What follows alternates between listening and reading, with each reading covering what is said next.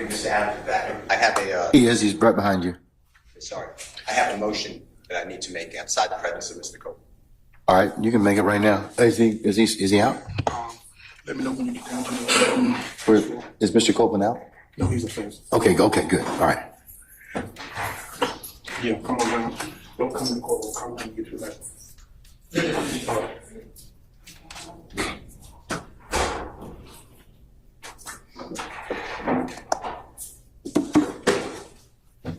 Thank you. Go ahead.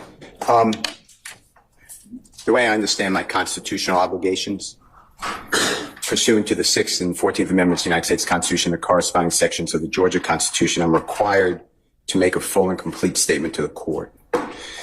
For the record, and if God forbid this goes up on appeal for the appellate courts or another tribunal, commission, or administrative body, I was told based upon information and belief that when we arrived at 8:30, 9 o'clock today, he did not come into your courtroom until almost 11:30.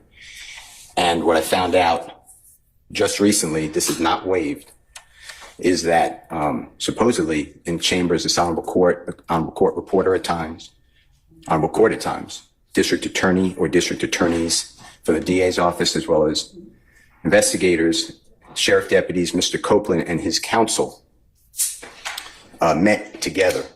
None of the defense team, to my knowledge, was aware that this was going on. It was told, based upon information and belief, that it was told to the district attorneys that Mr. Copeland intended to plead the Fifth Amendment. Then I was told, based upon information and belief, that Adrian Love, the lawyer for Mr. Copeland, and this court were together, and Ms. Love made representations that John Melnick supposedly spoke with some attorneys for the accused and wrote an email to Ms. Love, to Adrian Love, stating that Ms. Melnick does not represent the witness, and that Mr. Melnick wrote an email saying F you, and then somehow that email was CC'd to me. That never. Mr. Steele, can I interrupt you just a second? I'm kind of disturbed because that's ex parte. All that was an ex parte conversation. How did you find out about any of that? Well, I'm disturbed too. And the reason I'm asking you a question. How did you find out about it? I'm going to ask you the question. Okay. Scuttle, if you look at SCUDDER versus state, which is 298 Georgia, 438, it's Division 2, 782 Southeast 2D 638, 2016. Our highest court says when a court meets, because Mr. Copeland comes in, meets with the court supposedly made statements, which I assume is somewhat accurate based upon what you just said. We're entitled, Mr. Williams and every other person wrongly charged here is entitled under the Georgia Constitution to be present. That's a critical stage. It's just like when you meet with me and you and Mr. Adams meet with me and others have met with me. It's those are ex parte for a lot of different other reasons, but I will certainly note that for purposes of record. Well, I'm going forward.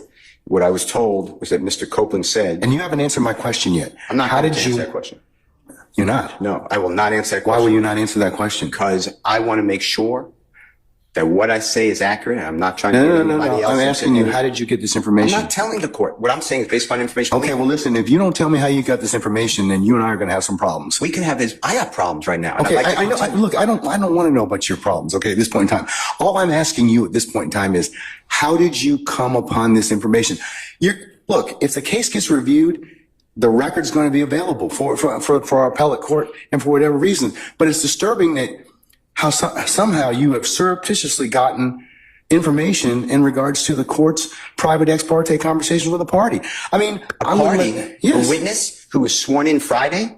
The court's telling, this is what I was told. If this is not true, not true. This court handed Mr. Copeland. Tell me how you got the information. Listen, whatever you want to do. Tell me how you got the information, then we can go ahead and go forward. I'm not going to say that. What I'm going to say is this. I was told, and I hope this concerns the court. It concerns me that you have proprietary information. Why is it or proprietary? Information that you should not be having that was ex parte. Why? With a party. Why? State of Georgia. How about the witness? How about Mr. Copeland, who supposedly announced he's not testifying and he'll sit for 2 years, and then supposedly this honorable court, okay. Or excuse me, let me rephrase that. This court supposedly said, I can hold you until the end of this trial. Ms. Hilton supposedly said actually all of the defendants and then all 26 people are disposed of. If that's true, what this is is coercion, witness intimidation, ex parte communications that we have a constitutional right to be present for. So I understand that you're upset towards me, but I don't know what I did. Mr. Steele, I still want to know, how did you come upon this information? Who told you? What I want to know is, why wasn't I there? Why, sir? I'm going to hold you in contempt if you don't tell me who tell me who this information was. I don't want to be held in contempt. Well, I'm then, not answering that question. That's attorney-client privilege information. I am not answering attorney-client privilege. Unless you were in my chambers, that's the only way you can figure out. I tell you what, I'm going to give you 5 minutes. If you don't tell me who it is, I'm going to put you. I'm going to put you in contempt because that is not attorney-client privilege. Attorney work product privilege. I am not. How did you get that information supposedly from my chambers? Did somebody tell you? I'm not. You should have told me. You got 5 minutes. Well, I don't need it. I want to continue. You got 5 minutes? This is what I was told. Mr. Copeland made statements that he admitted to killing Donovan Thomas and was. Don't take my notes. No.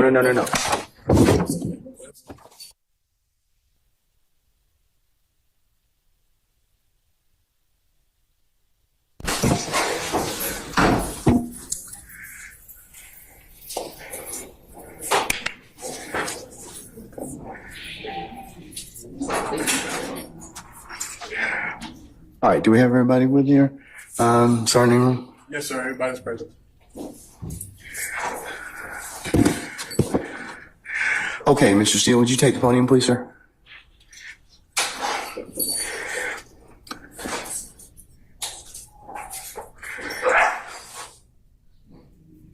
All right.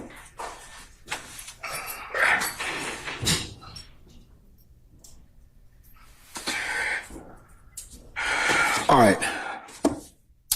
Mr. Steele, before I recessed, I asked you, how did you get this information? And it is not covered by work product. There's only one way you could have gotten it. So I'm going to ask you again. And I respect that. And it gives me no joy. But as you know, Georgia Rule Professional Conduct, please check me. Rule 1.6, comment 5 reads, and this is what I have. 1.6. I know what the rule says, but here's the thing. Well, let me just. You need to please tell me who you got it from. I'm not asking you sum and substance of anything as of yet, okay? But I need you to tell me how you got the information. If you don't tell me how you got the information, I'm going to hold you in contempt. I understand. I don't want to be held in contempt. And I don't want to hold you in contempt, but this is so sacrosanct to have a conversation in my chambers parroted to you and others. It is that serious. Yeah. And that's why I raise it. It is that serious that we should have been there and it shouldn't have happened. Sir, that's a whole separate issue. And that's why ex parte conversations are recorded. Why would it be ex parte? You're acting like it's ex parte under seal. It's ex parte. It's ex parte because that's what the state asked me to do. It's just like when you asked me for an ex parte conversation. I've never asked this honorable court or any court to meet with me and a witness. Sir, you're straying off the issue. I'm not. The issue is how did you get this information? I understand the issue. I promise you I understand it. But what I'm trying to ask you is, if you look at comment 5, this is how I understand the law. You cannot you can't violate something and then use privilege. Okay? I'm not violating anything. Okay, but that's why I'm saying, how did you get information? But just listen to what I'm trying to tell you. You're threatening me with contempt. The privilege in 1.6 would occur if you were in the right place, right time to begin with. You weren't. Let me tell you. I'm just reading from it. But if I'm reading it wrong, I'm not trying to. It says 1.6 applies not merely to matters communicated in confidence by the client, but also to all information gained in the professional relationship, whatever its source. So you're asking me to break, you're ordering me, maybe, or you're asking me, I'm not saying you're ordering, but to give you information, and you're saying it's not substance, but I'm telling you I can't do that under the bar rule. All right, well, I'm going to hold you in contempt. And you can think about it. 5 o'clock today, we'll see where you are at that stand on that point. Because no, that's not what I understand the rule to be. I've not asked you sum and substance of what was said. I asked you how you got it. I can't do that. Yes, you can, because I have an idea how you got it. Well, your idea. I have an idea how you got it, but that's improper, sir. Your idea may be wrong, and you're asking me to listen. I told you the first time. And I'm not Sir, going to I breach don't that want confidence. I don't want to hold you in contempt, but this is that serious. Judge, You cannot eavesdrop and get information that was not meant for you to hear at that particular point in time. Judge, listen, and listen, I'll do whatever you want to 5 o'clock or thereafter. But what I'm trying to tell you is, Your Honor, this is so serious to me. We need a hearing, and I'm moving for a mistrial. It is my understanding, based upon information belief, From that whom? part of it. From whom? Well, I'd like to get the substance first, and then we can Okay, talk well, then you'll be in custody until then, because you need to tell me how you got the information. I'm not asking you what was said. You've already kind of given us some snippets of what you said. That tells me that somebody parroted that information to you. So, But you're assuming something because I told you already. well, then, other than if you were sitting, unless you were sitting in there with a recorder or Miss Love or Miss Hilton, or one of the deputies gave you that information, or Miss Weaver shot you a rough copy of the transcript, there's only one other person that's left. Well, Your Honor. And if that person gave you that information or shared that information with you, she probably violated privilege. Well, let me tell you two things. One, I don't know how that is a privileged communication. It shouldn't have been. Well, it's because she has a client she's supposed to represent. Who are you talking But anyways, I'm not going to have When I got this information. I'm not going to have any further conversation Well, with you about this. I want to know, the question still remains. I want to know who gave you the information? I'd like to know what information happened outside our presence. That's really it. He can go into custody at this point in I time. think that the court needs to again declare a mistrial based upon. Okay, and I'm going to deny your motion. I'm going to deny your motion. I understand that you for mistrial. spoke with a witness outside of our presence. And whenever, yes, I had an ex parte conversation, which is appropriate. And you influenced the witness based on information belief, and I'd like to have that all on the record. All right. I mean, I don't know why that's so hard to do. If nothing happened bad, that's fine. But you're acting like, tell me who it is and don't talk about the substance. Why can't we have an issue that was outside of presence? It should not have been. Because you got some information that you shouldn't have gotten. Why? Well, that's for another day. But why? Okay, Why that's for were we another excluded day. in the first place? I didn't know about this stuff. That's I raised for it another before day. the So court. I raised it as soon as we found out about it. Well, I gave you the case I'm relying on. I assume you read it. If you didn't read it, you should read it. It's a material part, a critical part of the case. When a judge speaks with a witness outside the presence of the accused, the court has said it's right there in Division 2. okay. That is a material or critical part of the case, and it's an automatic reversal. Mr. Steele. But you're acting like it's Mr. Steele, that is not that is not the case when somebody discloses information in a ex parte conversation that one of the parties lawfully asked me to hold. You're not supposed to have communication with a witness who's been sworn. You know that I'm not telling you. I'm just saying if you read I'm assuming you read it. That's what it says. And you did it. Does the state wish to be heard? You said it supposedly. Yes, Your Honor. And what I'm trying to get to is why did that happen outside of presence? And I need to have I'm respectfully requesting the transcript that you mentioned to be given to us so we could really understand it. And then anything that was not on the transcript, if anything, that we understand what happened outside our presence. Okay. And now you have put it where somehow I have to reveal, and I told you the first time, I'd be breaching 1.6. And I know you're assuming something. I don't think you're breaching 1.6. You can't hide behind 1.6. I'm not hiding behind anything. You can't hide behind, yeah, but the thing is, I think you got this information, somebody disclosed it to you, and that's the only way you could have gotten it. What I got. Because unless you're sitting there, you're eavesdropping. So you can't use something ordinarily that you had no business getting to begin with, and then stand on, well, hey, we didn't give you the information, or a party didn't give you the information. So, Your Honor, but that's the issue, isn't it? well, Why aren't we that leads to be told. But right now, we don't know Mr. Steele. why we were excluded from that. Mr. Steele, and I want that information because Just Mr. stop. Williams' constitutional right under the Georgia Constitution. Just stop at this point in time, because Article 1, because Section 1, you already said that. You've already the said Georgia that. Constitution, and we had a right to be present. All right, Mr. So we're not waiving anything. Yes, madam, Ms. Lowe. Excuse me. And Your Honor, excuse me. And I know I said this previously. Yes, sir. But we are not accepting any proffer Oh, from gosh. Ms. Okay. Lowe. Excuse me. Okay. All right. Yes, ma'am. Your Honor, am disturbed by Mr. Steele's representations to the court. The court has inquired. We have no way of knowing what it is or who it was that disclosed information that was contained within an ex parte conversation. Not only was there an ex parte communication between that we requested as a state to be on record with the court, but there was communication made, I believe, to a person and his lawyer. I don't know that the reason that counsel took the podium was to address that particular issue so much as it was to try and assert an inaccurate, what he calls fact, and put it out there in the open as if it were true. But we certainly have the right to request ex parte communications. That's why we ask that the court reporter be present. This is a matter that the defendants did not have a right to be a part of, as this was a matter regarding a civil contempt that the court imposed upon a person for not obeying the court's directive. The state read the case that Mr. Steele cited. It does not stand for the proposition he asserts that it does.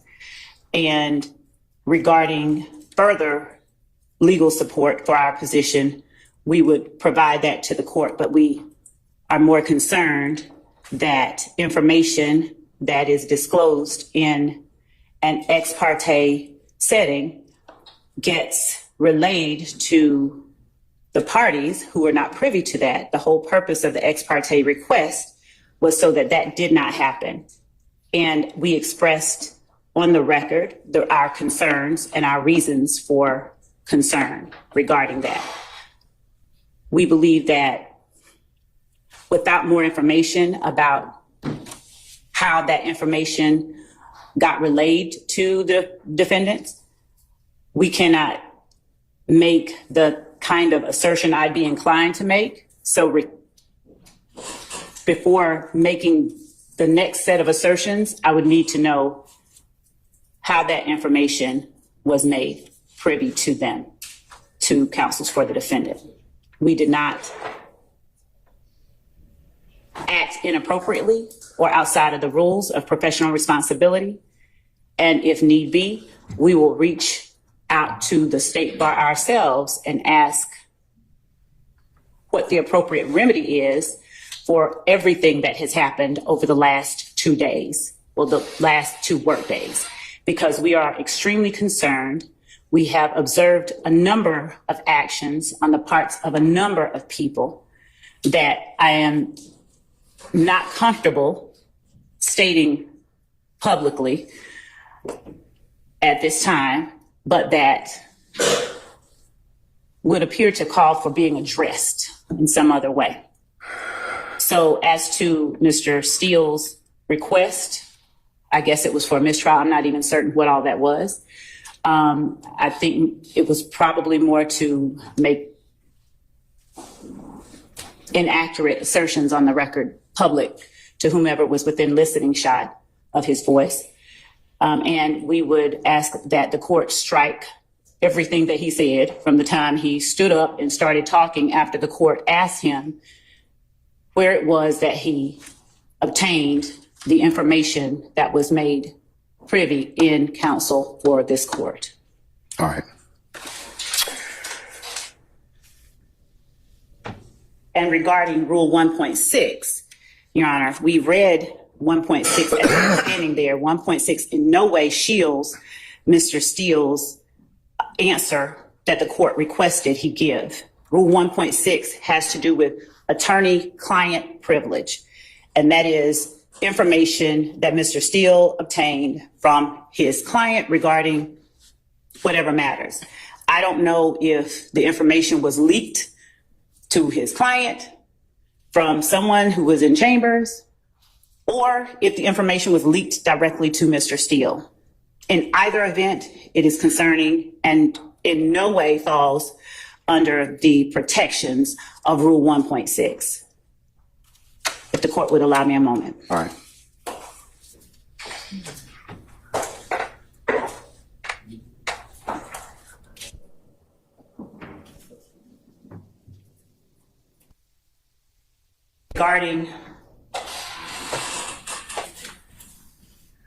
Regarding further appropriate remedies, Your Honor, we would ask the court for an opportunity to further look into appropriate remedies for circumstances such as this, apart from what the court has already said, because it's grave enough when information is leaked from within the court's chambers regarding a matter that has been requested as ex parte, and we would ask for the opportunity to present to the court additional appropriate remedies that we believe are available. All right. Your Honor. Have you heard?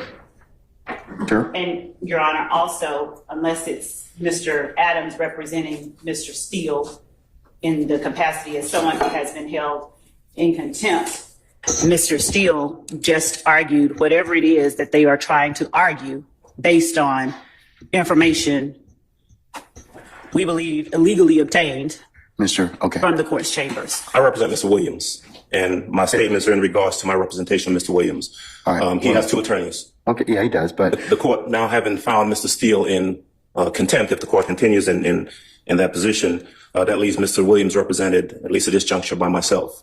That puts me in a position of making sure the court is aware that I'm in receipt of the same information that Mr. Steele received. I'm of the same opinion that the court has engaged in behavior that I believe compromises and corrupts the continuation of this trial. I do believe that we are entitled to and should receive a copy of the transcript so that a full investigation can be made as to what we believe has occurred here. And so I take the same position as Mr. Steele. I am asking for a mistrial, as he did previously, and I'm telling the court that I do not believe that we can proceed at this point based upon the information that we've received. all right. So, And frankly, I don't believe the state has any say in that. My statements are in regards to my representation of Mr. Williams, and if Mr. Steele is going to be held in contempt, I have exactly the same position. I also do not. well, I asked him, so I didn't ask you. Yeah. So, but I'll leave it at that. Okay. Have you heard, Your Honor?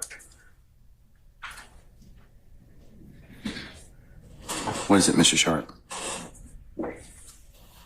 Thank you, Your Honor. As you know, I represent Shannon Stillwell. On behalf of Shannon Stillwell, I am going to be moving for a mistrial, first and foremost. I just want to clear up a few things that have been said. Today, we were instructed to come 8:30 for a 9 o'clock start. I would not be honest with the court if I said I was here at 8:30, but I was probably here at about 8:40. We did not start till approximately, I'm estimating 11 o'clock. Clearly, we figured something was going on. We were given no information about any meeting, who was meeting, what the meeting was about, or whether the meeting was ex parte or not ex parte, who requested the meeting, who was in the meeting. We were completely in the dark. And quite frankly, we kind of remain in the dark. I am not a false accuser, okay? I do not just willy-nilly accuse people of things. So I'm not going to throw out spurious allegations like the ones that have been thrown at me over the past couple days that are absurd. But I will say, Your Honor, what I do know is just based on what we've heard over the last 20 minutes, it appears there was a meeting that I knew nothing about that involved Your Honor, the district attorneys, and a witness who had been sworn in. My client was not given an opportunity to be present at this critical stage. This was a critical stage in this trial. That error is a foundational structural error in this case, and it is the cause for an immediate mistrial. Additionally, Your Honor, I believe that this meeting, again, I'm going to ask for the transcript, and I'm going to ask for the recordings as well, should they exist. But I believe that this may have also, this meeting with a witness without us present may have made the district attorneys and or your honor a witness to this, in this case, a material witness in this case. And finally, your honor, I'm going to ask for as soon as possible, I'm going to ask that these proceedings be halted until we can obtain an accurate final transcript for what occurred where none of the defendants or defense counsel were present for, and also the recordings of that meeting so we can see where we are. Again, I'm not going to sit up here and make false accusations or spurious allegations, but I do think we need to figure out what happened. We need to be in the know and not in the dark about what happened when a meeting occurs with a witness that has been sworn in. And we're not invited to the party. So those are my requests, Your Honor. I think it's necessary at this time to put a halt to these proceedings. I am moving for a mistrial. I have not waived anything. I just found out about this information. It is timely, and that's our stance, Your Honor. Thank you. I've noted your motion for mistrial. It's denied. Okay, same thing. You want the Harvey? Okay, all right. Okay, Mr. I'm adopting all of the statements. All right. Good afternoon, Your Honor. Carrington Matthews here on behalf of Mr. Marquez Huey. Okay. We are also adopting all the arguments that have been made by All right, sir. Attorney Steele, by Attorney Keith Adams, by Attorney Max Sharp, by Attorney Douglas Weinstein. We also, Your Honor, we were here at the appropriate time. And when the court did come out, we were not made aware that there had even been an communication that was had, that was on the record, just in the point of just letting the parties know that there had been this particular meeting. I had my suspicions that that was likely what was going on, but I could not reduce that to a fact. When the court came out, the court just got started. We believe that based upon, again, ex parte, we don't have to know the substance all the time. Just the fact that there was that meeting, Your Honor, would have at least put us on some notice that there was something that was going on, even beforehand. I thought that would have been the appropriate move, but nonetheless, Your Honor, I'm asking the court for a mistrial. I believe that it's appropriate here under these facts and circumstances. Thank you. All right, motion for mistrial denied. Ms. T. Williams? All right, thank you, madam. Motion's denied. Mr. Gardner?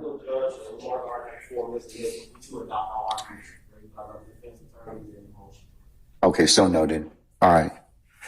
Okay, Mr. Steele, last time, who told you? All right, Mr. Steele's in custody. And once he clears the area, we'll go ahead and get started. If by that point means that we'll get started, resume the trial, Your Honor. Yeah, we're going to continue. I'm not calling nothing.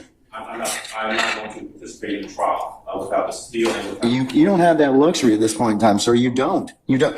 without the court addressing. You don't have that luxury. You don't have that luxury at this point in time. You don't. Without the court addressing the issue, we believe is germane. Sir, you all are really getting yourselves cross purposes at this point in time. I don't believe so. Sir, I'm telling you, you are at this point in time. You made some things out of nothing. I think that you're on very precarious ground at this point in time. So I'm telling you at this point in time, he's in custody. We're going to go ahead and start. You can represent Mr. Williams. That's okay. That's fine. I'll take up the other stuff as needed, but I'm not going to take it up right now. Respectfully, I will not.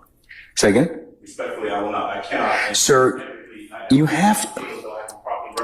Well, you're going to have to do the best you can at this point in time, because you don't get to extort the court. That's what you're attempting to do at this point in time. Sir, yes, you are. What you're trying to do is, I'm not going forward if I don't get this. You know, it doesn't work that way, Mr. Adams. And I'm telling you at this point in time, I would just kind of govern yourself accordingly.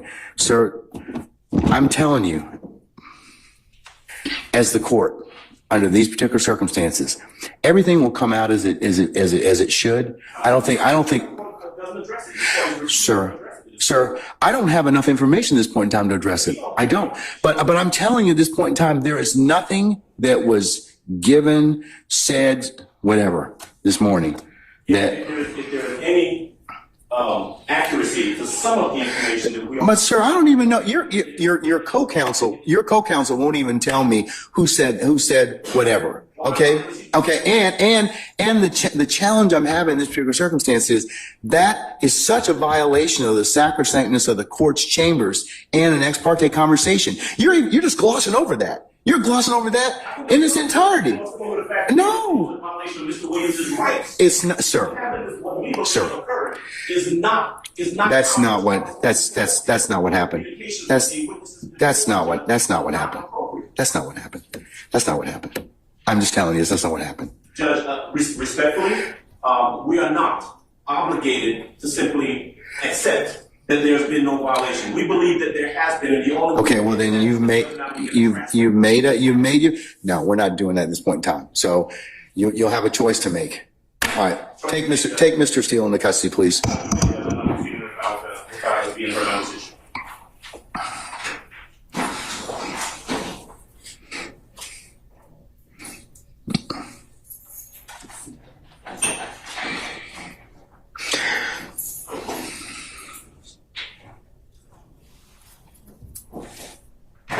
Your Honor, would the court afford me one moment to confer with counsel regarding the appropriate remedy in this type of situation? Okay, all right.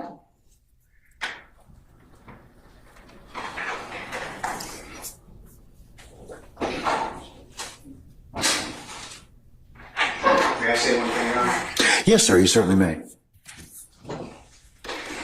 Mr. Williams does not wish to go forward without me being here. You are removing me against his will, my will. You're taking away his right to counsel. And you're conducting material parts of this trial without me present, and I can't learn about it by watching online. So for that reason, additionally, I asked for a mistrial. And I assume you deny, but I'd like you to deny our motions for mistrial. You denied the other people. I've denied your motion, but I'll certainly take that under advisement, sir.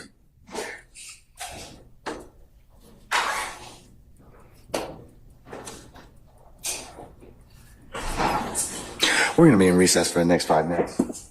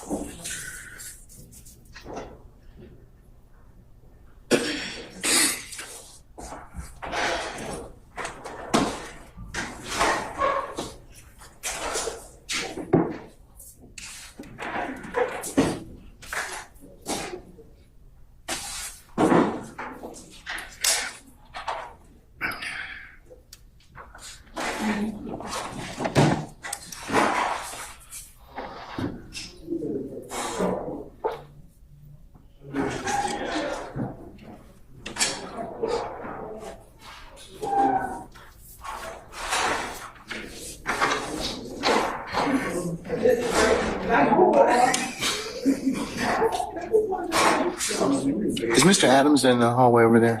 Could you get him, please?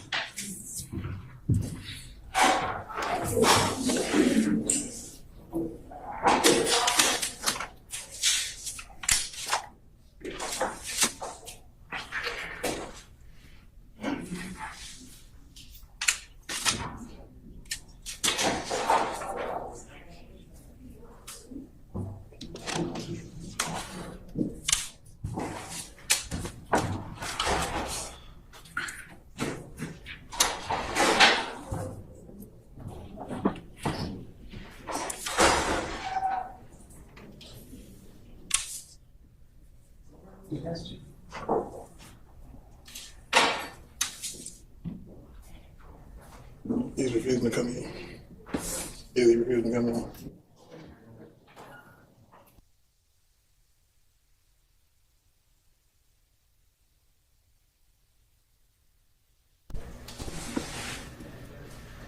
Wait. Tell Mr. Adams if he needs to put something on the record, please.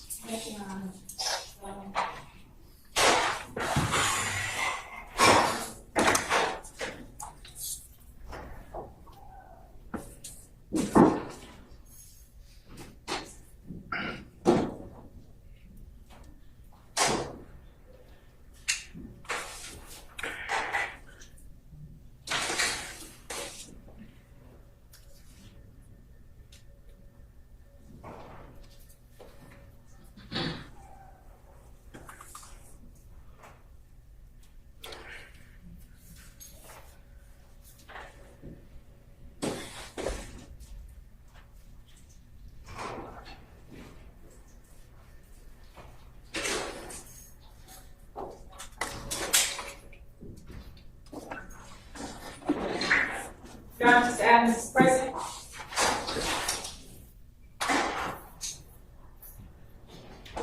Just hang tight, sir.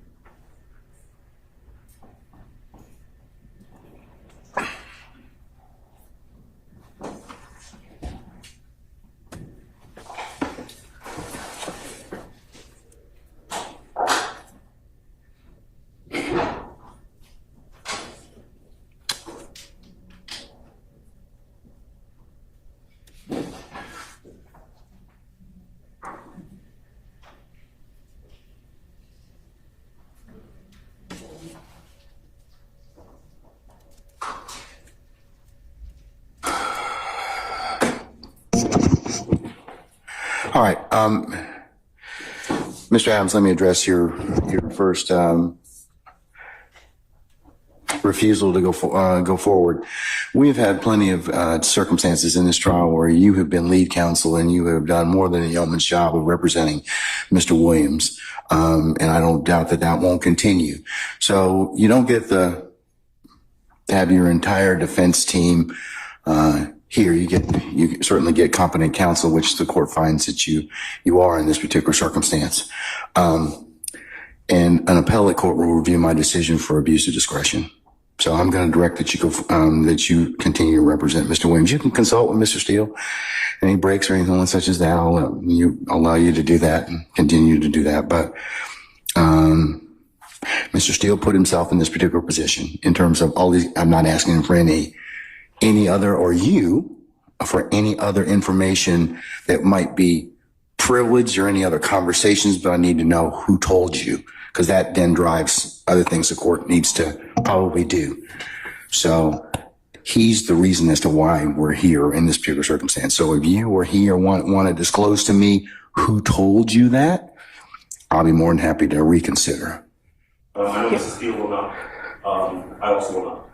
And I respect this court. I respect that the court has to do whatever it believes appropriate, but I would ask that the court also respect my representation of Mr. Williams and standing for him when we believe that there's been a violation that affects his right to a fair trial, and we believe that is the position we're in. And I would respectfully decline the court's order from continue forward.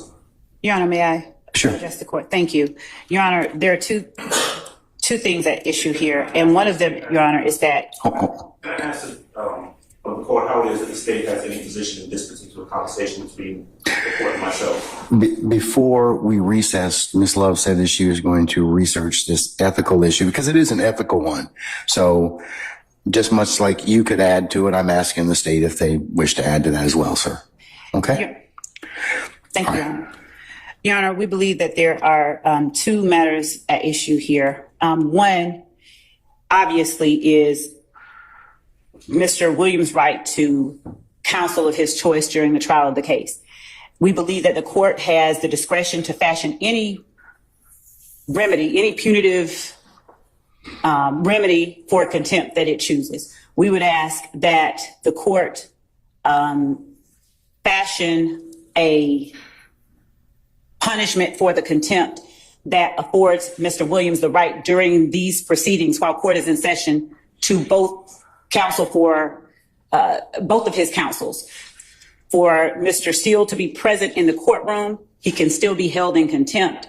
But for Mr. Williams to have representation of both Mr. Steele and Mr. Adams while court is in session, and that the court's remedy does not affect his ability to have his counsel of choice represent him during this trial. We believe that it will need that so far this issue alone has needlessly delayed the trial of the case, and we believe that it may be in someone's best interest and in others not in their best interest for that delay to continue. So we would ask that the court, notwithstanding the finding of contempt, allow both Mr. Williams, Mr. Steele, and Mr. Adams to be present while these proceedings are going on and while court is in session. I think that would be appropriate under the circumstances. And Mr. Steele, certainly I can inquire about before the end of the day if he wishes to disclose that information that I've asked him, then he certainly purges himself of that contempt.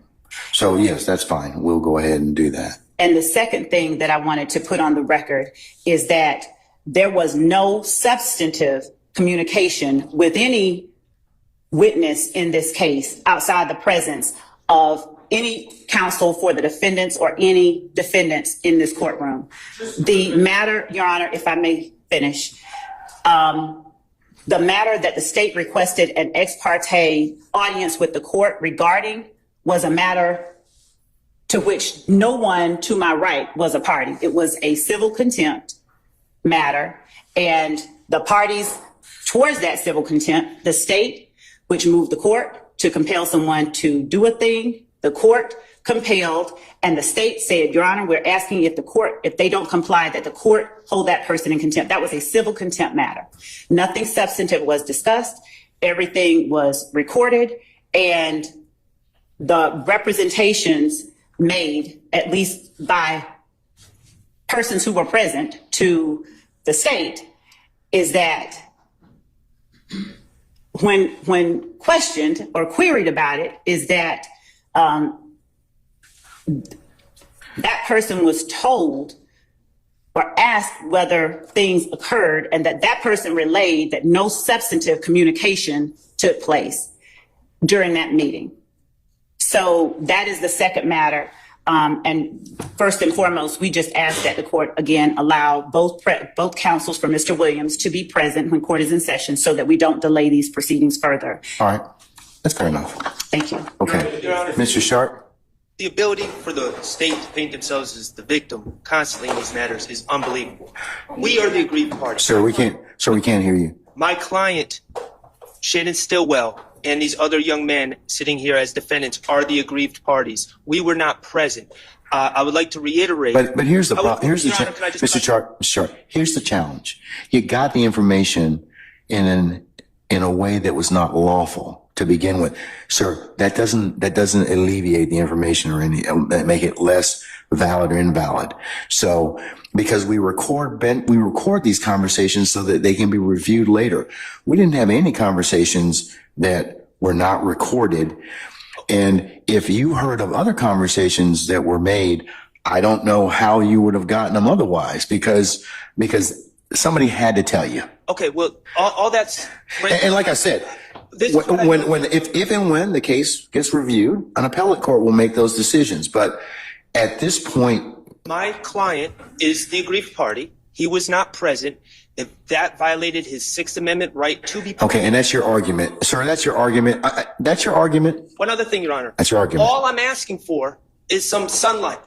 Some sunlight to come over these proceedings. Sir, this is not an open meeting. This is not sun. This is not a sunlight situation. Release the transcript and then we can see, because we do not accept Ms. Love's representation. Okay, you don't accept the court's representation? I'm telling you. Like the transcript. I'm telling you at this point in time, when the case is reviewed on appeal, if I am wrong, then certainly the appellate court can tell me. And certainly there are other bodies in Georgia that certainly my conduct can be reviewed by. But at this point, I'm telling you that's the sum and substance of it. We are trying this case right now to win this case. We are not playing for an appeal. We would like a fair shot at this case right now. We would like the transcripts. We all know that the appellate process in this case is probably going to take decades. Okay. Well, So at this point, I'm, like I said, I need to have a little bit more information. in order for me to kind of make some other decisions in this case. I'm not saying that you may or may not get that information, but at this point, there was nothing that was improper about in the ex parte conversations. The court's more concerned about is the disclosure. So, and I understand the court's concern, but as the counsel for Mr. Stillwell, my concern is the meeting that he was not allowed to be present for. okay, all right. Thank you, sir. Are you going to repeat the same thing again?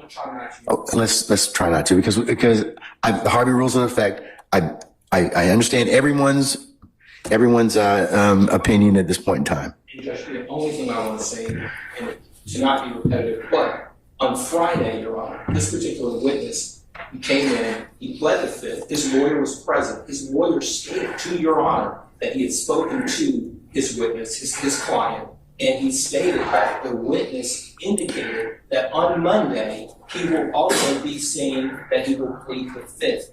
And then, Your Honor, there was a 2-3 hour span this morning, and then he comes on and he says, I'm going to testify. That's why I believe in the application Huey that the transcript is important. Okay. Thank you, sir. All right. Let's get Mr. Steele out, please. You can tell him to put his tie back on.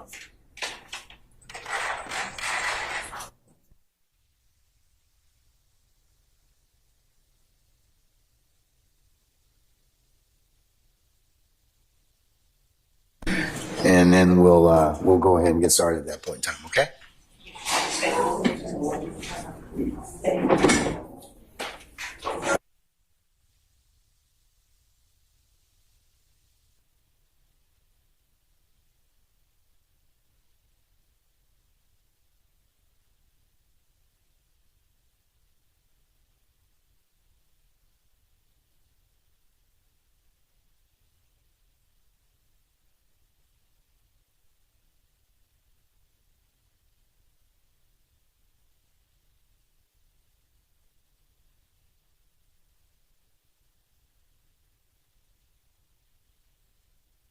Help the other matters that we have pending.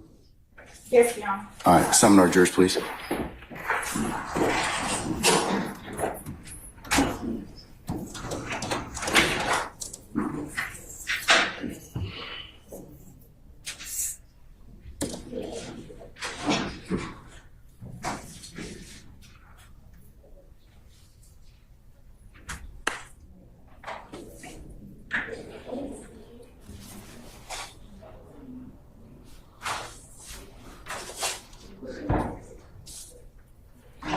All right, so jury.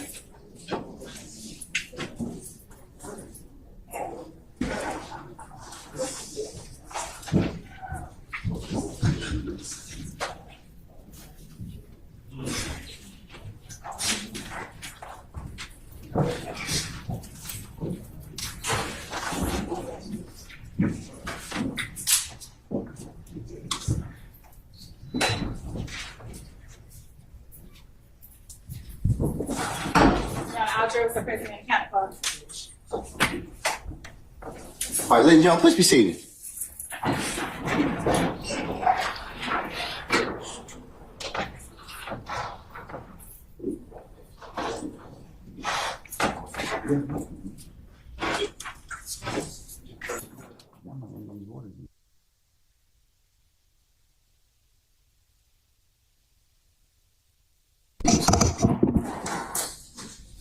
All right, ladies and gentlemen, jury, how you doing? All right, listen, it's as you can see now, the hour is almost 6 o'clock, and there's some things we had to take up. So we're going to recess for the evening. Okay, so tomorrow morning, 9:30 for an anticipated 10 o'clock start time.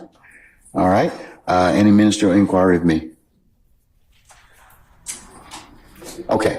All right, ladies and gentlemen, let's go through your customary nightly admonitions. Okay, remember, as you leave here today, but remember to leave your notepads in the basket. Do not discuss this case in ones and twos or back there as you are in your in your headquarters at your deliberation room, or as you're going back and forth to your homes of residence in our great county. Also, resist temptation as well to even as in ones and twos for you to discuss the matter. Remember, I told you that it would be a violation for you to recap or otherwise handicap the testimony as you sit back there. Because remember, you can only consider this case properly and lawfully, bless you, at a time and place and space that the court kind of tells you you're able to authorize you to do that. Remember, you cannot seek the advice of any third parties, any third party websites, any research or reference materials, any other things that would allow any extra information. Okay. Remember as well that if anybody should talk with you about this case in your presence or hearing, you need to, of course, let myself and Sergeant Ingram know immediately. And remember, you cannot go by any scenes that may be depicted or may have been talked about during this case at all. And remember, you can't take any pictures, discussions, or anything. So it's just that you're supposed to consider only what's been presented in this courtroom. All right, ladies and gentlemen, as well. Thank you for your patience. Thank you for the attention that you've given this matter and the attention and patience you'll continue to give this matter. And unless you have any other ministerial inquiry of me, I'm going to release you till tomorrow morning at 9:30 for an anticipated 10 o'clock start time, okay? All right. All rise for a jury.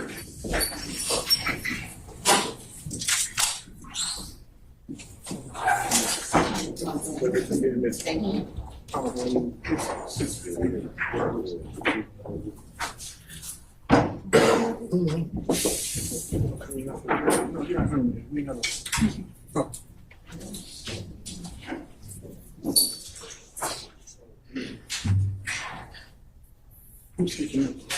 Gordon. Okay.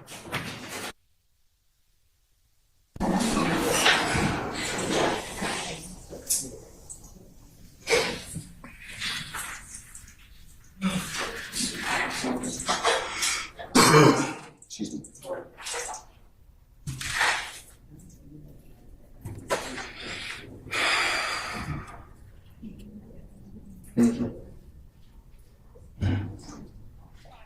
All right. Mr. Copeland. Sir, over here. Over here. It's me. The state has filed an order or request asking that you be relieved of your custodial portion of this particular contempt on the condition that you just continue to come back and give your testimony, okay? So I will release you from the custodial portion as long as you come back tomorrow morning. Fair enough? If you're not willing to do that, I'm going to leave you where you are. So the choice is yours, sir. The state's asked me to sign an order saying, hey, if you'll come back tomorrow morning, all I want to know is that that's the case. I'll be back. All right. 9:30 tomorrow morning, okay? All right. All right. All right. We can let Mr. Copeland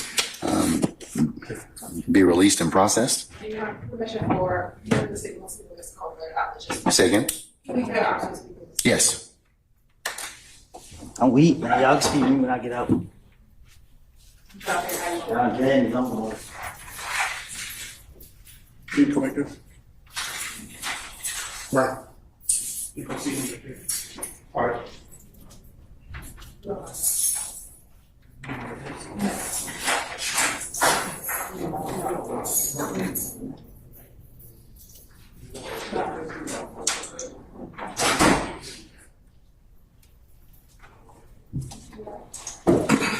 That order, I'll go ahead and sign it, and I'll also make a copy of it as the next court's exhibit in order, and we'll e-file it this evening, okay? Thank you. All right.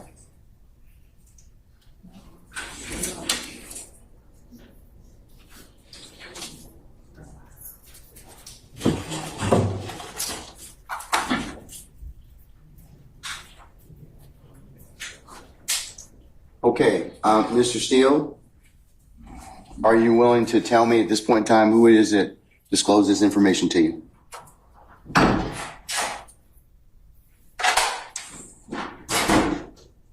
Unbeknownst to me, Gackel was here, but they're not being allowed into your courtroom. I presume they're outside. So I'll wait on them to come in. I'm asking you, sir, because the contempt is for you. It's not to the Georgia Association of Criminal Defense Lawyers. Well, I didn't call, but Okay, and that's, let me just finish. okay. Because you said to me that you figured out somebody told me this information, and you somehow said that it's privileged, which I can't imagine. or I eavesdrop. So to me, eavesdropping is a Title 16 crime. So they brought down lawyers. The lawyers are not allowed into your courtroom. It's not on. No, we just, Or they're not in your we courtroom. just don't have any space, Mr. Steele. And plus, they're welcome to go to 8H. I mean, I told Sergeant Ingram that we can let in as many as we possibly can, that will fill up our benches at this point in time, that won't violate our security protocols, but that 8H is available. And 8H then has to have right to counsel because they're here, and I'm not going to. Do you have an attorney that's here for you, sir? Sure. Ashley Merchant is here. She's the president. Okay, all right. Well, we'll let Ms. Merchant in. Defense That's fine. Ashley Merchant. Yeah, Ashley Merchant. Ashley Merchant, yes. Right, Ashley Merchant is present. All right. Ms. Merchant, good to see you as usual. I have told your client, you represent Mr. Steele, is that correct? Yes. For the purposes of the contempt, I've entered the order. I've entered the contempt already. I'm entering the order. I'm about to enter the order. I've held him in contempt earlier from today's proceeding by him not telling me who it is he got this information from.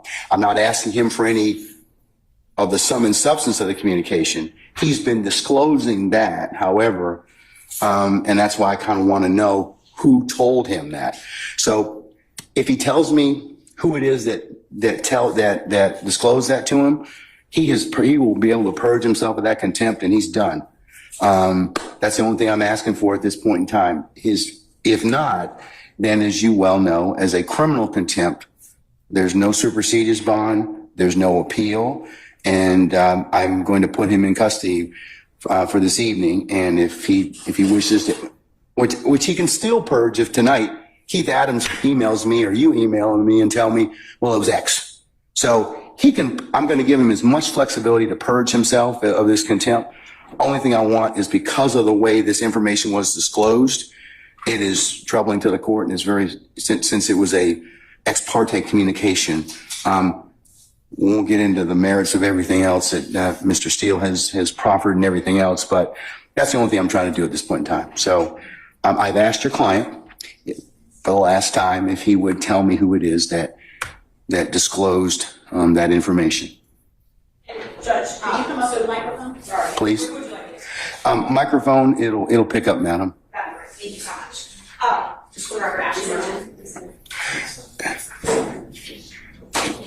Which one? It'll turn green. Yeah, it'll turn green. Yes, ma'am. Is it on now? Yes. Okay, great. Thank you. Judge, just for the record, is it criminal contempt that you held him in? Yes, ma'am. Okay, and you said you had a hearing earlier today. No, with criminal contempt, I told him what the contempt was, and that was he refused to tell, in order of the court, if counsel, as you know, if the court orders you to do something and you don't, that's criminal contempt. So I've asked him several times, please just tell me who it is that told you. I didn't ask or inquire about anything that was said. I just want to know who it was. Because he's got too much detail of this particular alleged conversation for the court to be concerned about it. So.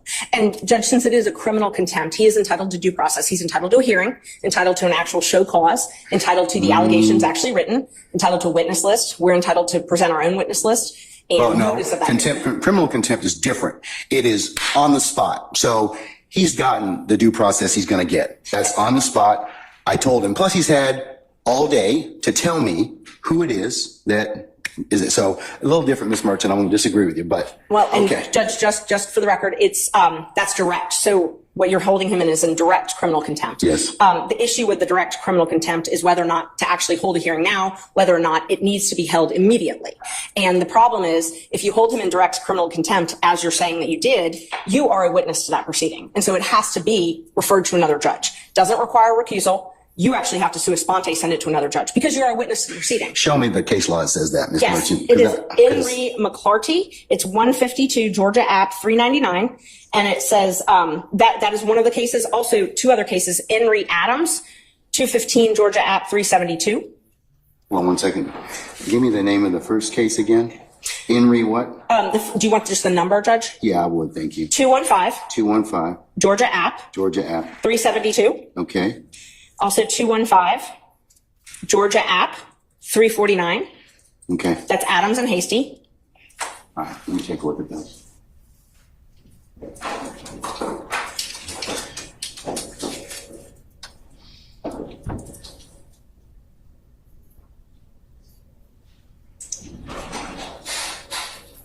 you have anything a little more current than 1994? Hasty is 94. Unfortunately, contempt of attorneys is not a common proceeding, so most of the cases are a little bit older.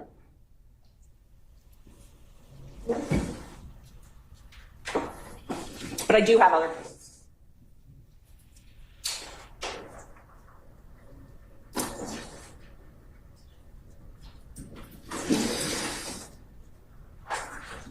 And Judge, I'm not the only one here. There's quite a few other lawyers that want to be present in the court. There's about 20, 25. The challenge is I've got space allocations, as I told you. So you can, like I said, since you are representing him, that's fine. He told us, Mr. Steele told us that. Anybody else, because I have security concerns as well, and we have to vet people to come in, then they can go to 8H and they can certainly watch the proceedings from there. Okay. And Judge, for security purposes, they're all attorneys. They're all members of the bar. I can give you all their They names. still would have to be searched and still would have to be subject to the court's protocols. And also, there's room in the jury box, and then there's room in the courtroom. So we would ask that they be I allowed to. don't want them in my jury box, okay? No. I understand.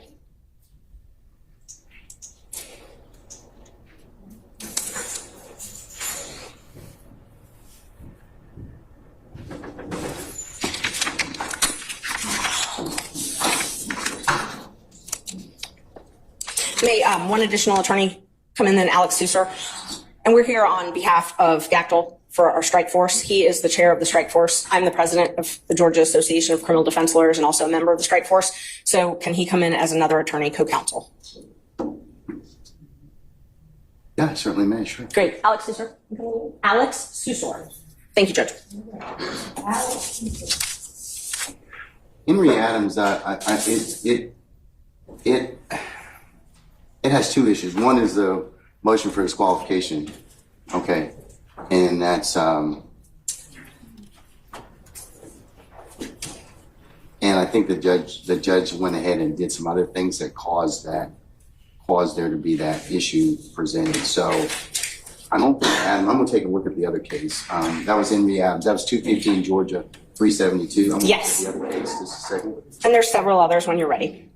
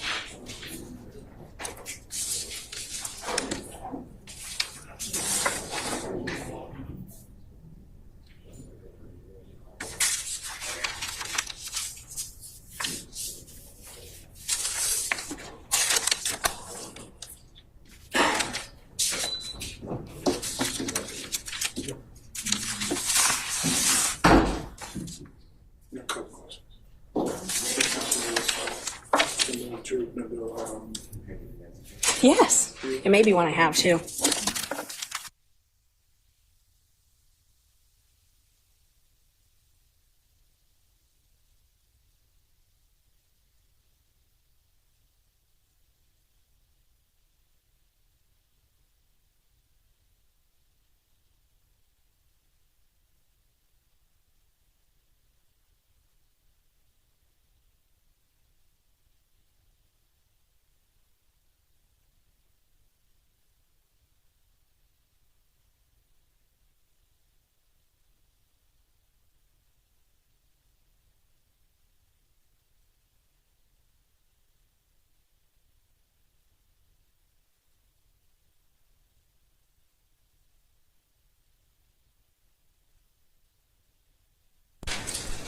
Hasty's conduct didn't rise to a level that necessitates warrant summary contempt by the court. That's the difference with Hasty than in this particular case. So And I distinguish your two cases that you've given me thus far. so those were only the initial two. I had a couple others. Okay, go ahead. As well. Yes. So Ramirez versus State, it's 279 Georgia 13, 2005. It also You said 279 Georgia what? I'm sorry? Georgia 13, Georgia 13? It's a 2005 case, and it defines direct contempt and explains that it must actually interfere with the proceedings to be direct. There's also a couple other cases on that.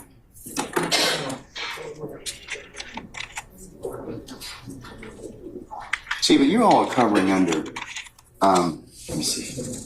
I'm sorry, Judge? Hold on. Just a second. Pardon me.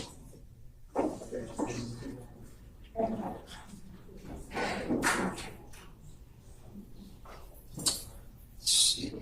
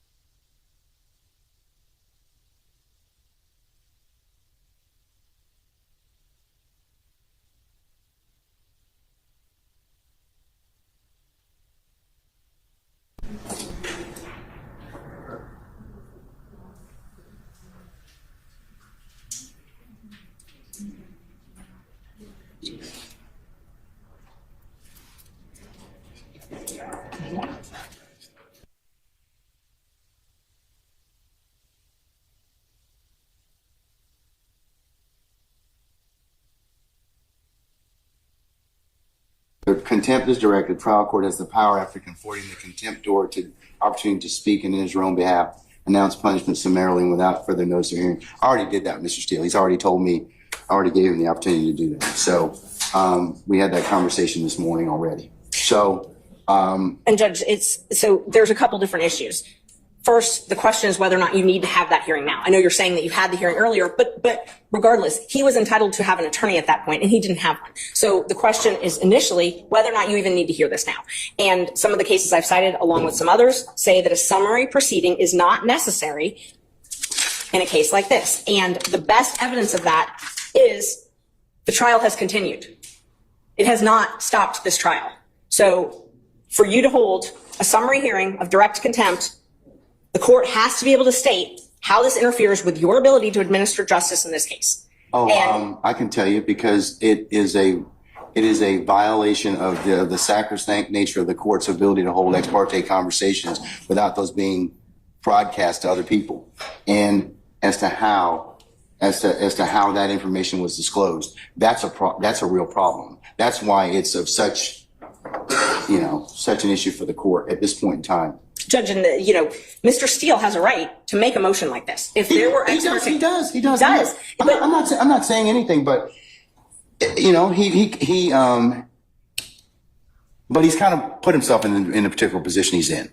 No, Judge, I don't agree. I believe that I'm going to disagree with you. Okay. I believe that the court has put him in that position. No. He cannot be held in the law states, McClarity, which I cited to you earlier. And it's true that direct summary contempt, which arises in the presence of the court, intends to scandalize it and or hinder, obstruct the orderly process of the administration of justice. The preservation of order and decorum in the court is exempt from due process requirements of notice and hearing. That's even Moody, goes back to 1974. So I believe that Mr. Steele's, he can file whatever motions, but his particular actions in this case, I just want to know who told him this. That's all. I'm not asking him to release or otherwise tell any conversations, but I just want him to tell me that. And Judge, so that's what you want, but that does not conflate to a contempt. Your desire for him to answer your question does not mean that you have the power to hold him in contempt. So you can come into court, Mr. Merton, and not answer a question of the court and not be held in contempt? If it's a question that the court is not permitted to ask, yes. Okay, well, this is a question the court's permitted to ask.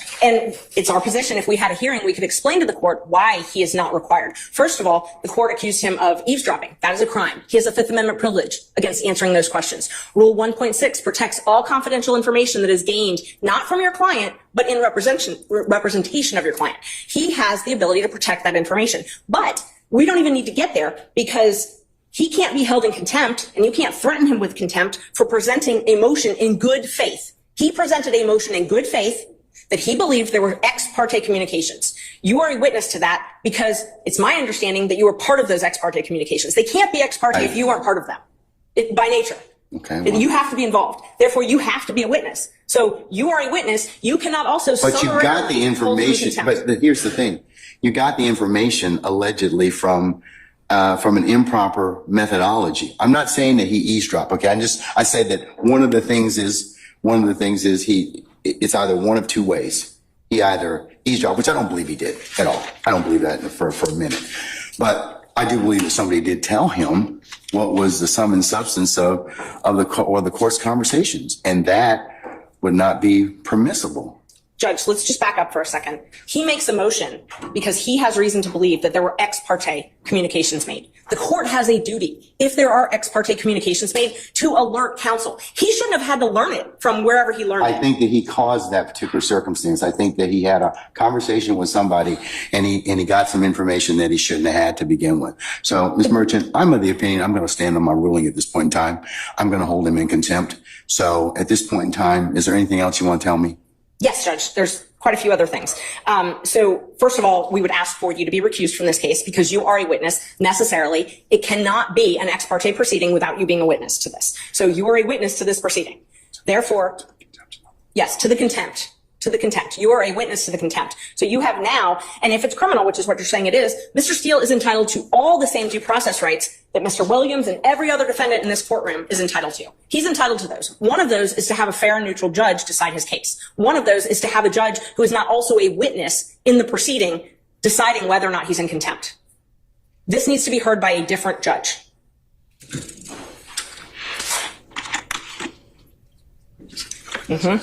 And he has the right to subpoena witnesses. He has the right to an attorney. He has the right to due process, notice, a show cause hearing, notice of the alleged violation, whatever rule it is that the court believes, and a hearing where he can call you as a witness. You can testify. You are necessarily a witness. You can't, for it to be ex parte, you have to be a witness. It can't be both ways.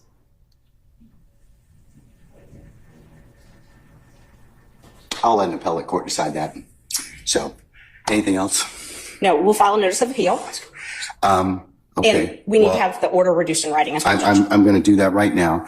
I will say for the record at this point in time that Mr. Steele has in fact, or has filed, and I will note this as part for the record in this case.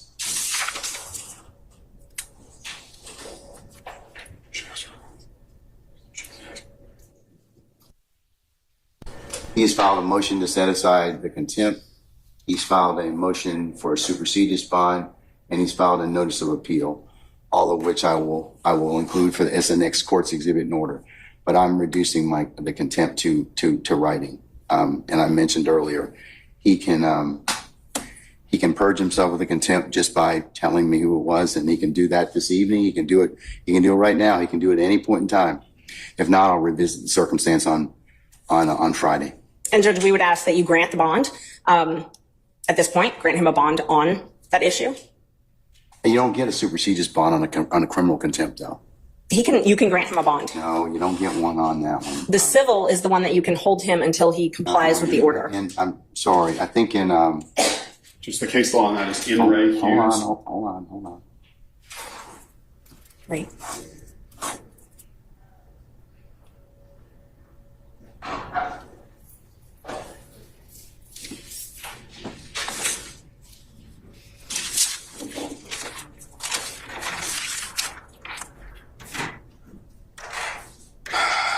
The superseded bond requirement does not apply in the contempt in the presence of the court during the progress of a proceeding, OCGA 5-6-13 Bravo.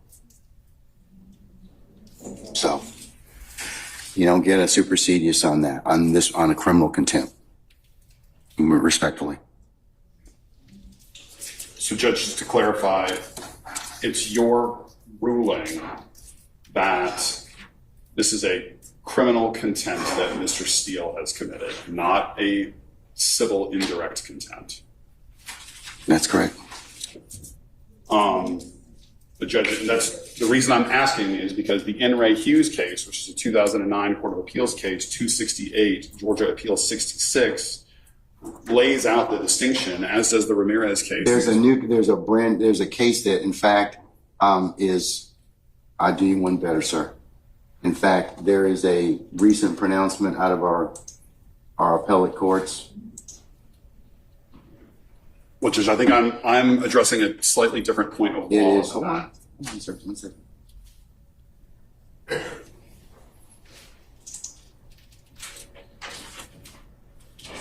Give you two cases. One is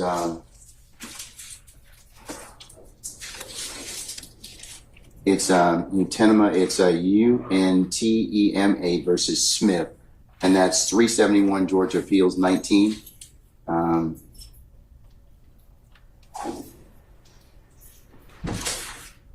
Which was decided March the 12th of this year. It covers the differences between the types of contempt. And then there's another case that I'd invite your attention to, and that is Henry Syverson. It's SYVERTSON, and that is 368 Georgia Appeals, Georgia App, I should say, 865. And that was decided July 31st of last year. And Judge, I'd just like to point two things out. The statute that you were citing about the supersedious, it only says it's not mandatory. You still have discretion to grant him a supersedious bond. The other, I'm not going to grant him a supersedious bond. and so you definitely have the discretion to grant him a supersedious bond. The other issue is if it is a criminal contempt and you are finding him guilty of criminal contempt, then we have to have a sentence imposed. Now, civil is where you get to hold him until he complies. No, criminal is where you get to impose a sentence, maximum 20 days and $1,000 fine. So if you're going to incarcerate him under a criminal contempt, he's got to be sentenced. Well, his contempt is as long as he when he tells me what the basis of the conversation was. Who? I didn't ask what, but he tells me that, then I can certainly he purges himself of the contempt. Then that's civil, Judge. That's civil contempt. That's civil. And that's I respectfully, I would point you to In Re Hughes, which stands for the same point of law. Civil contempt impose punishment as a means of coercing future compliance with the prior order of the court. Here, the prior order of the court presumably is that you have directed Mr. Steele to answer the question, to disclose the information as to who is his source for knowledge of this ex parte meeting that occurred earlier today. Criminal contempt imposes unconditional punishment to punish the act which has occurred in the past and cannot be purged. It is not capable of being purged, in which case what Ms. Merchant said applies, which is that there is a 20-day maximum sentence and $1,000 fine. It is, for all intents and purposes, a misdemeanor offense, Judge, which is why the enhanced due process protections apply to that. Now, Mr. Steele has indicated to us he does not believe that he can answer the question without violating his duty of loyalty and duty of confidentiality to his client. So he is being placed in a position where he's either going to jail or he's going to commit an offense that will put his license to practice law at risk. And that is an untenable position to be in.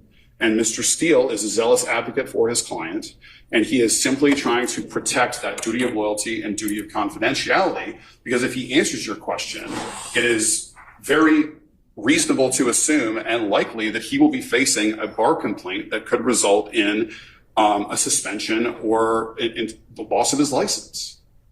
And so he's in a very, very difficult position where if we were able to have a full contested hearing with the benefit of witnesses and an impartial judge where you're a witness, then everybody could present their side of the story. And I'm not doing that. The reason being is because that takes away the whole point of criminal contempt. And that is you do something, the court tells you to do something, order of the court, and you don't follow it.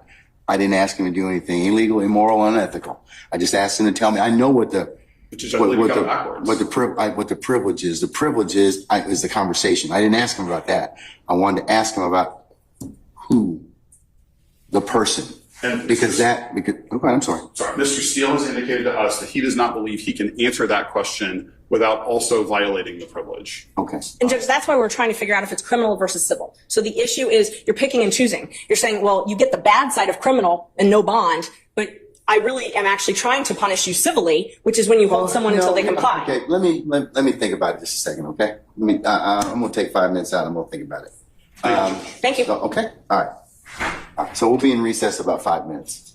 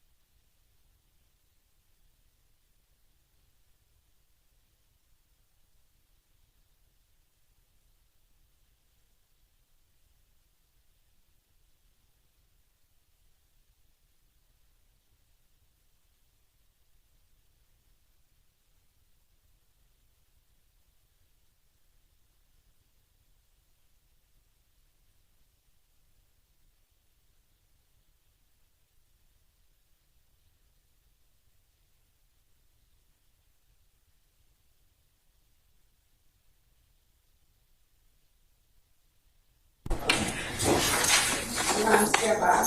All right, thank you, madam.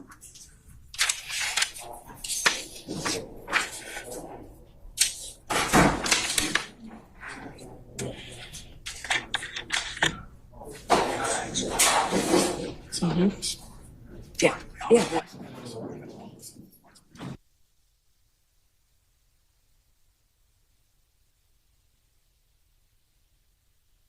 It's what we use in our bonds and stuff.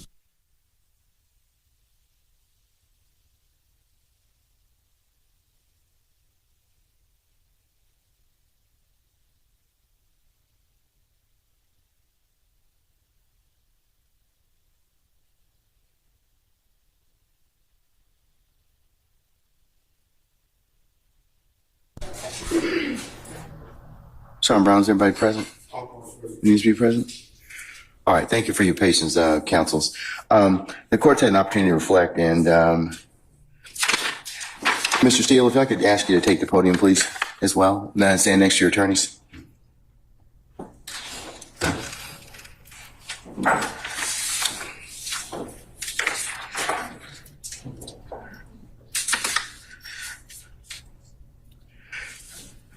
Okay, Ms. Merchant, Mr. Steele, and I apologize.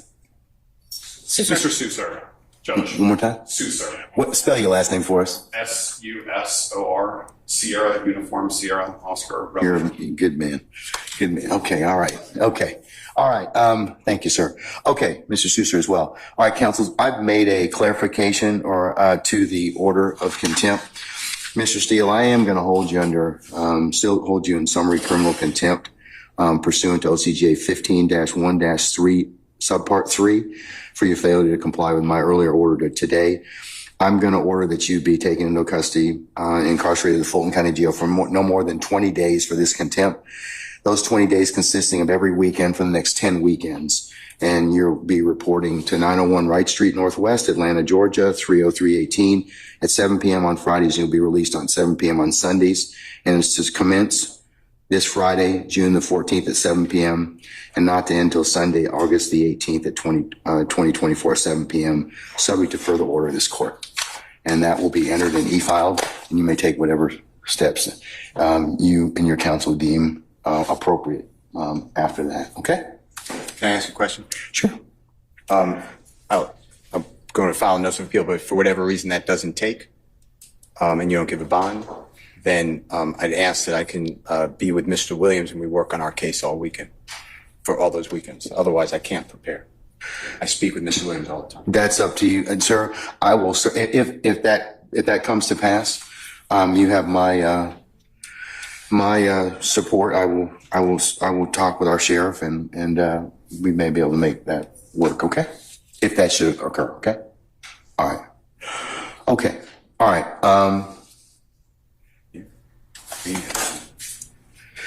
All right. Is Miss councils, I'm done with this, unless you have anything else. All right. Thank you. Thank you, Miss. Thank you, Miss Merchant and Mr. Susar. Thank you. Okay. All right. May we get a copy of that? Yes. In fact, the clerk is going to file a copy. It's going to be e-filed. It'll be on the e-file system momentarily. You should be able to get a copy of it from there, directly download from there. And Judge, Ms. Merchant and I will file entries of appearance on behalf of Mr. Steele. Sure. That would be great. Thank you so much. Okay. All right.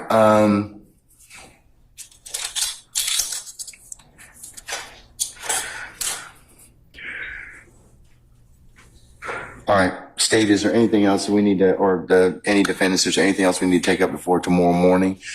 Mr. Copeland is going to rejoin us tomorrow morning, so we'll continue with his testimony. Where's Miss Bumpus? Your Honor, I have a matter. 1 second. Where's Miss Bumpus? She hasn't been released yet. I'm not certain, and Ms. Hilton is attempting to determine her whereabouts. All right, if you could call her Miss Hilton. Thank you. All right, Mr. Sharp, sir? Your Honor, I have to prepare for my cross-examination of Kenneth Copeland over the next few evenings, and I would ask once again for the court to release the transcript of what occurred earlier today so that I may prepare my cross-examination. I'm not going to do that, sir. Not at this point in time, respectfully. Okay? Well, Your Honor, respectfully, and if it's not released by the time that we cross-examine Mr. Copeland, our defense will be hindered. Sir, that'll be an issue you can certainly raise then and now, but I'll think about it. But at this point, I'm not inclined to release the transcript of the court's ex parte hearing because of the way it was the way it was disseminated. That's why I'm not inclined to do it. And I would also, I understand the court's ruling. I would also ask for the release of any audio tapes regarding that hearing as well. Well, the only audio tape that I know of is maintained by Miss Weaver, who tapes her proceedings in order for her to prepare a transcript. So, okay. Well, I don't know if she may not have any, but we'll see. Okay. Your Honor, good evening. Carson Matthews, on behalf of Mr. Cooley. We were making that same request, Your Honor, for that transfer. We believe it potentially could contain some grading material. Sure. Okay. All right. Unless there's anything else, counsel? I join that, and I also believe I advise the court the reason that I also want for confrontation cross-examination is supposed admissions Mr. Copeland made about our case outside our presence, and based upon information and belief, the court handed Mr. Copeland allegedly the long false swearing and perjury, and if that's true, I'd like to also talk with him, if he'll talk, about how that came about. I'd like to read the transcript. So I'm joining in, but also it goes to matters that are discussed about the case based upon information and belief. Madam. Your Honor, there was no matter to which either counsel for either of the defendants was a party. There was no matter to which either defendant in this case was a party that was had or held outside this courtroom. So we would ask that the court deny what is being requested of the court, because that is something to which neither defendant is entitled. Your Honor, the witness is on the witness stand. Your Honor, the witness is on the witness stand. The witness is testifying under the RICO Act, which covers all of the defendants. It's understanding upon information belief that that particular witness has stated again on Friday that he was not going to testify. Today, it was a different scenario. And based upon it, Your Honor, we believe that we should be entitled to that on the grade of, because we believe it's potential grading materials. Right? All right, sure. And it's covered under the RICO statute. He's testifying against all of his defendants under RICO. So we all are part of this witness's testimony. Your Honor, I would additionally point out that the question to which Mr. Copeland asserted a Fifth Amendment privilege was, how old are you? On Friday. Yes. Yeah. All right. I'm going to deny your motion, at this time, Mr. Matthews. Your Honor, I don't understand the state's argument that we are not a party. This gentleman was sworn in as a witness against all of our clients. He is sworn in as a witness specifically against Mr. Stillwell. Conversations with that gentleman were occurring apparently ex parte without our knowledge, without my client's presence. And I don't understand how the state with a straight face can possibly say we are not a party to matters concerning a witness sworn in trial to testify against our clients. We are certainly a party. Okay. And we were denied the right to be present. All right. Thank you, sir. I'm still going to deny it. All right. Anything else? Ask for a copy of that transcript since it's germane to the contempt. So we will be asking for that in the court order as soon as this court reporter, since that is. It's an ex parte matter, so you're not going to get it unless the appellate court wants to see it, if it's accepted. So, but I'm not going to give it to you at this point in time. I assume the Harvey rule applies. Yes, sir. Thank you. All right. All right. See y'all tomorrow morning, okay? 9:30 for an anticipated 10 o'clock start time? Okay, we're in recess.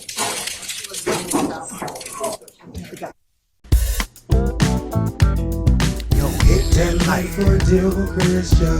Yo, for deal with Christian. Smash that bell for DWC. Yo, smash it, just smash it. Hit that life for deal with Christian. For deal with Christian. Smash that bell for DWC. Yo, smash it, just smash it. Hit that life for deal with Christian.